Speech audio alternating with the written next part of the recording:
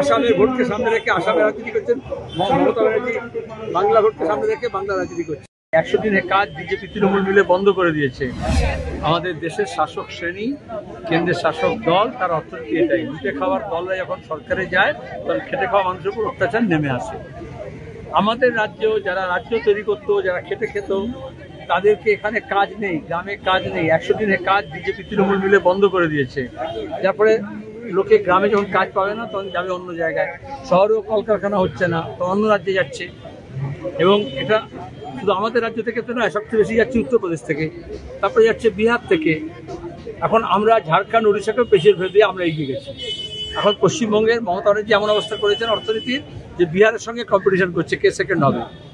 আর সেই সুযোগে বিজেপি যেটা করছে, বাংলাভাষী বেছে নিয়ে তাকে রোহিঙ্গা বাংলাদেশি বলছে। আগে মিডিয়াকে ব্যবহার করে নিয়ে বাংলাদেশের ঘটনার পরে বাংলাদেশ অনুপ্রবেশকারী বলেছে, বাংলাদেশি বিদ্বেষ তৈরি করেছে। আর তারপরে এখন এ রাজ্যের মানুষকে আসাম সরকার বলছে বাংলা ভাষা যে বলবে তাকে বিদেশি বলা হবে। এটা বিজেপির অপদার্থতা শুধু নয়, একটা পরিকল্পিত ব্যাপার।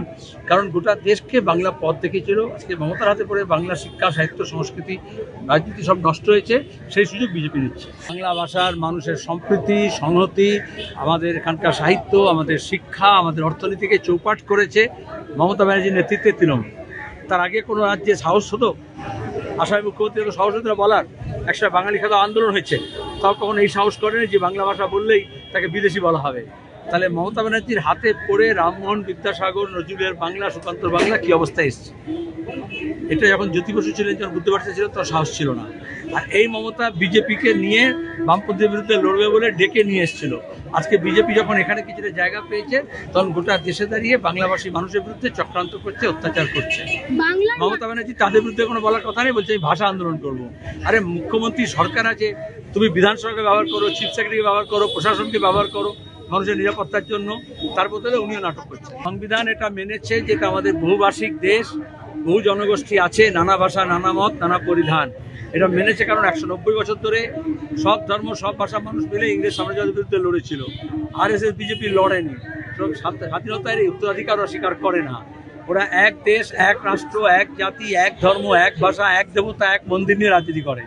এবং তারই অংশ হিসেবে বিভিন্ন ভাষাভাষী মানুষের উপরে, বিভিন্ন রাজ্যের মানুষের উপরে খেটে খাওয়া মানুষের উপর অত্যাচার করছে। সুতরাং যুক্তরাষ্ট্রীয় কাঠামোটা ভাঙতে চায়। আমাদের যে যুক্তরাষ্ট্রীয় কাঠামো আছে, যেখানে সব রাজ্যের মানুষ একসঙ্গে আমরা ভারতবাসী, সেটাকে ভাঙতে চাইছে, সাংবিধানিক কাঠামো ভাঙতে চাইছে। তার বিরুদ্ধে একসঙ্গে লড়তে হবে, বামপন্থীর একসঙ্গে লড়তে। মমতা ব্যানার্জি বলেছেন সামনের বিধানসভা নির্বাচন পর্যন্ত আমি এই বাংলা ভাষা আন্দোলন চালিয়ে যাবো। সেখানে বিধানসভা পর্যন্ত কেন? আরে ভাষা তো আজন্ম থাকে, ভাষা তো আমৃত্যু থাকে।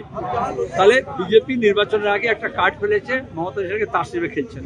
আসামের সব বাংলার সঙ্গে আসামেরও ভোট আছে, তার আগে বিহারের ভোট আছে। বিজেপি কি করছে বুঝতে পারছো? ভোটকে সামনে রেখে তারা এটা বলছে।